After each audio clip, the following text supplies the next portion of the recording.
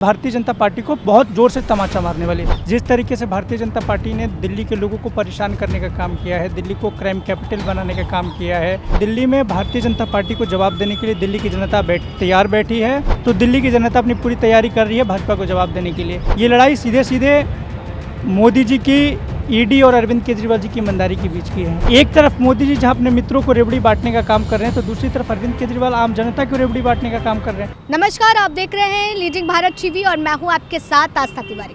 दिल्ली के विधानसभा चुनाव यानी कि करो या मरो वाली स्थिति, वो स्थिति जो शायद दिल्ली के चुनाव को बेहद अलग बनाती है, जहां एक तरफ जनता का दरबार लगा करके आम आदमी पार्टी जनता को अपनी ओर झुकाने का प्रयास कर रही है, तो वहीं जिस तरह से आरोपों में घिरे अरविंद केजरीवाल, भ्रष्टाचार के आरोप लगे उस पर भाजपा उसका घेराव कर रही है। और अगर बात करें तो हर विधानसभाओं के चक्कर काटती हुई कांग्रेस की भारत न्याय यात्रा है।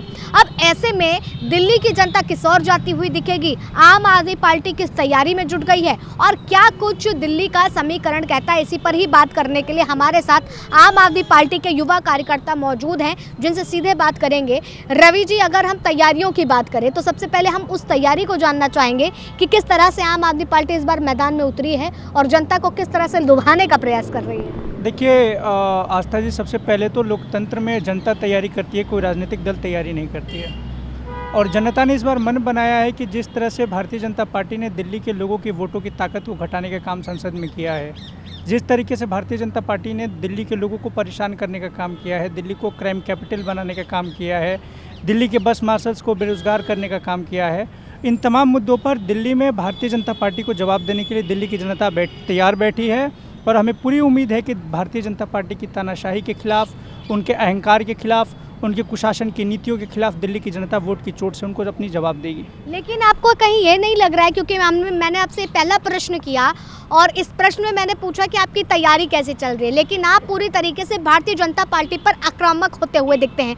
लेकिन अगर मैदान पर देखें तो कांग्रेस सबसे ज़्यादा अच्छा प्रदर्शन करती हुई फिलहाल अभी नजर आ रही है, तो कांग्रेस से आम आदमी पार्टी बैर नहीं लेना चाह रही, मुझे लग रहा है इन चुनाव में। देखिए, एक बात समझिए कि आपने कहा कि तैयारी कैसी है। आम आदमी पार्टी का नाम ही आम आदमी है और आम आदमी पार्टी की तैयारी दिल्ली की जनता करती है। तो दिल्ली की जनता अपनी पूरी तैयारी कर रही है भाजपा को जवाब देने के लिए। जहां तक कांग्रेस की बात है, तो कांग्रेस को पिछले चुनाव में 2020 में 3% से कम वोट आया था और 67 सीटों पर उनकी जमानत जब्त हो गई थी।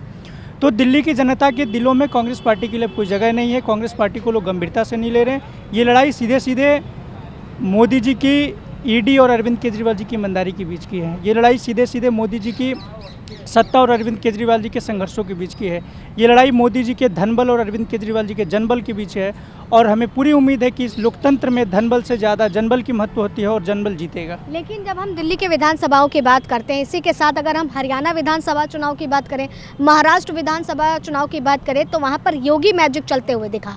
तो क्या लग रहा है कि अगर योगी मैजिक यहाँ पर चलता हुआ दिखाई दिया और बटोंगे तो कटोंगे वाली राजनीति दिल्ली में दिखाई दी, हालांकि दिल्ली में जातिवाद नहीं है, तो फिर क्या लगता है कि पलटा हो जाएगा?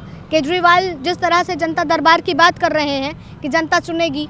देखिए, 2014 से यदि हम दिल्ली की राजनीतिक समीकरण को देखें, तो जब मोदी जी लोकसभा के चुनाव में पूरी दिल्ली में एक प्रचंड जनादेश के साथ पूरे देश में सरकार बना करके आए थे, हरियाणा, झारखंड, जम्मू कश्मीर और महाराष्ट्र में सरकार बना करके आए थे, तो 2015 में दिल्ली की जनता ने अरविंद केजरीवाल जी के नेतृत्व में नरेंद्र मोदी जी के रथ के पहियों को पहली बार दिल्ली में ही पंचर करने का काम किया था। 2019 में भी मोदी जी प्रचंड बहुमत के साथ देश के लोकसभा का चुनाव जीत करके आए, फिर दिल्ली की जनता ने उनके रथ के पहिए को पंचर करने का काम किया। आप हरियाणा भूल जाइए, आप महाराष्ट्र भूल जाइए, दिल्ली की जनता फिर एक बार नरेंद्र मोदी जी की तानाशाही और उनके अहंकार को जवाब देगी। तो क्या आम आदमी पार्टी एक बार फिर से रेवड़ी की स्कीम जनता को बांटेगी? देखिए, आम आदमी पार्टी आम आदमी की पार्टी है, आम लोगों की पार्टी है, गरीब लोगों की पार्टी है। एक तरफ मोदी जी जहां अपने मित्रों को रेवड़ी बांटने का काम कर रहे हैं, तो दूसरी तरफ अरविंद केजरीवाल आम जनता को रेवड़ी बांटने का काम कर रहे हैं। जब भारतीय जनता पार्टी कहती है कि हम इस बार आम आदमी पार्टी को हराएंगे, अरविंद केजरीवाल को हराएंगे, तो सब वो किसी नेता को हराने की बात नहीं कर रहे हैं। वो कह रहे हैं कि हम तुम्हारी बिजली छीनेंगे, हम तुम्हारे पानी का अधिकार छीनेंगे, हम तुमसे दिल्ली की अच्छी व्यवस्था को छीनेंगे, दिल्ली में क्राइम को बढ़ाएंगे, तुम्हें परेशान करेंगे, तुम्हें बेरोजगार रखेंगे। और इसीलिए दिल्ली की जनता तैयार है अपने अधिकारों की लड़ाई लड़ने के लिए, अपने संघर्षों की लड़ाई लड़ने के लिए, अपने बेटा अरविंद केजरीवाल की ईमानदारी की राजनीति को स्थापित करने के लिए और भारतीय जनता पार्टी को बहुत जोर से तमाचा मारने वाली है। दिल्ली के विधानसभाओं में जिस तरह से अरविंद केजरीवाल ने अपना मुख्यमंत्री पद छोड़ा और आतिशी जी को वो पद ग्रहण कराया, तो दूसरी तरफ अगर बात करें दिल्ली प्रदेश अध्यक्ष वीरेंद्र सचदेवा की, बीजेपी प्रदेश अध्यक्ष जो हैं वो यमुना में डुबकी लगाते हैं और कहते हैं कि यही केजरीवाल ने कहा था कि यमुना साफ होगी और मैं ही डुबकी लगाऊंगा। क्या लगता है कि उससे राजनीति तेज नहीं हुई? नहीं, पूरे दिल्ली के लोगों ने देखा कि जहाँ पर वीरेंद्र सचदेवा जी डुबकी लगा रहे थे वो यमुना साफ थी, तो अरविंद केजरीवाल जी ने तो अपने वादे को पूरा कर दिया कि हम यमुना को साफ करेंगे और भाजपा वालों को डुबकी लगाएंगे। तो वीरेंद्र सचदेवा जी ने डुबकी लगाई। दिल्ली में भारतीय जनता पार्टी के पास ना नेता है, ना नीति है और ना जनता के प्रति काम करने की नीयत है। इनकी नीयत केवल दिल्ली की जनता को परेशान करने की है। इनकी नीयत केवल अरविंद केजरीवाल जी की सरकार के कामों को रोकने की है। इनकी नीयत केवल दिल्ली को क्राइम कैपिटल बनाने की है। इनकी नीयत दिल्ली की जनता को परेशान करना, उनको बिजली को छीनना, उनके पानी को छीनना, इन तमाम मुद्दों पर है। और इसीलिए दिल्ली में भाजपा के पास ना नेता है, ना नीति है और ना जनता के प्रति काम करने की नीयत है। आपने नेता और नीति की बात करी, जिस स्ट्रेटजी से आम आदमी पार्टी काम करती है उसी के प्रतीकात्मक रूप से अगर हम देखें तो सीधे कांग्रेस की न्याय यात्रा निकल रही है, जिसमें 400 यूनिट फ्री बिजली देने के दावे हो रहे हैं और साथ ही जहां झुग्गी वहां मकान की बात करते हुए वो नजर आ रहे हैं। क्या लगता है अगर ये वादे और दावे जिस तरह से अरविंद केजरीवाल ने सत्ता में आने से पहले किए थे, अब कांग्रेस करती हुई नजर आ रही है, पलटा हो सकता है? देखिए, ऐसे वादों को पूरा करने के लिए नेता के साथ नीति की नहीं, नियत की आवश्यकता है और वो नियत इस देश की राजनीति में केवल अरविंद केजरीवाल जी के पास है। आम आदमी पार्टी दिल्ली में सहित पूरे देश में केंद्र में भी भाजपा की सरकार है और पूरे देश में 20 राज्यों में भारतीय जनता पार्टी की सरकार है। ये हर जगह अरविंद केजरीवाल जी के मैनिफेस्टो को कॉपी करने का काम करते हैं, लेकिन उसको धरातल पर नहीं उतार पाते क्योंकि इनकी नीयत में खोट है। इन्होंने हरियाणा में वादा किया था, राजस्थान में वादा किया था, हर जगह जाकर के ये वादा करते हैं फ्रीबीज का। इन्होंने क्या किया? कांग्रेस पार्टी की 3-4 राज्यों में जहाँ जहाँ भी सरकार चल रही है, हिमाचल प्रदेश का क्या हालत बना दिया इन्होंने फ्रीबीज दे करके। लेकिन वही अरविंद केजरीवाल जी ने मुफ्त सब कुछ दिया, इसके बावजूद दिल्ली आज पूरे देश में सबसे मुनाफे का राज्य है।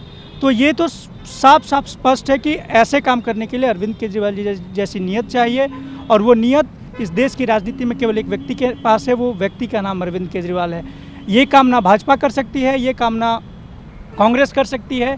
ये काम केवल करने के लिए ईश्वर ने आम आदमी पार्टी को वरदान दिया है, अरविंद केजरीवाल जी को वरदान दिया है और ये काम केवल अरविंद केजरीवाल ही कर सकते हैं। सवाल लूंगी रवि जी, जिस तरह से अगर बात करी जाए तो विपक्षी दल अक्सर चुनाव के दरमियान जो है ये बताता है कि जनता के मुद्दे क्या हैं, लेकिन जो सत्ता पर काबिज सरकार है यानी कि आम आदमी पार्टी, में इसी से पूछना चाहूँगी, उन्हीं के कार्यकर्ता से पूछना चाहूँगी कि वाकई दिल्ली के असल मुद्दे क्या हैं इस बार?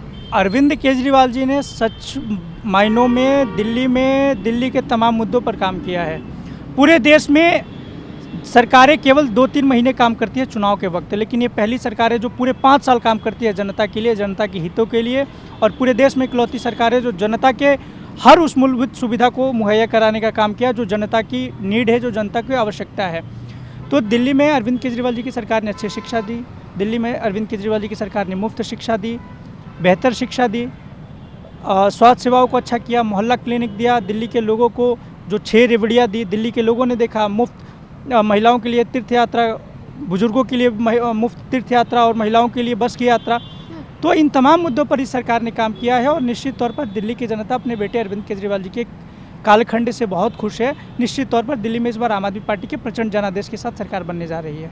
ठीक है, तो मतलब कार्यकर्ता भी इस बात को मानते हैं कि ईमानदार हैं केजरीवाल? निश्चित तौर पर ईमानदार है।